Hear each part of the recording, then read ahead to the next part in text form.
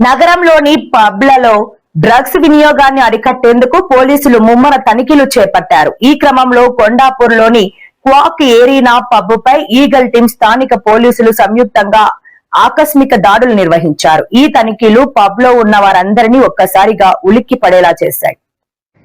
ఈ పార్టీలో టాలీవుడ్ సీనియర్ నటి హేమ కూడా పాల్గొనడం చర్చనీయాంశంగా మారింది.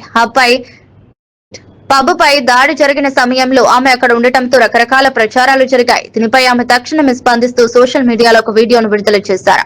నాకు నిర్వహించిన డ్రగ్స్ టెస్ట్ లో నెగిటివ్ వచ్చింది. నేను ఏ తప్పు చేయలేదు. దయచేసి నాపై అనవసరంగా దుష్ప్రచారం చేయవద్దని ఆమె ఆ వీడియోలో స్పష్టం చేశారు. మరోవైపు నగరంలోని పబ్ల యాజమాన్యులు నిబంధనలు అతిక్రమించిన డ్రగ్స్ వంటి అసాంఘిక కార్యకలాపాలకు పాల్పడిన కఠిన చర్యలు తీసుకుంటామని పోలీసులు హెచ్చరించారు. పబ్లలో సీసీ కెమెరాల నిఘాతో పాటు నిరంతరం తనిఖీలు కొనసాగుతాయని వెల్లడించారు. ఈవేళ నేను క్లబ్కి వచ్చాను క్వేక్ కి. సో అక్కడ నా యూరిన్ తీశారు శాంపిల్. సో నెగిటివ్ వచ్చింది. కనిపించిందా? నెగిటివ్ వచ్చింది. రేపు మళ్ళీ నేను ఈ వీడియోని పోస్ట్ చేస్తాను. Thank you. మీ హేమకి ఎప్పుడు తప్పలేదు. జెన్యున్ గా ఉంటుంది, ముక్కు సూటుగా ఉంటుంది. Love you all.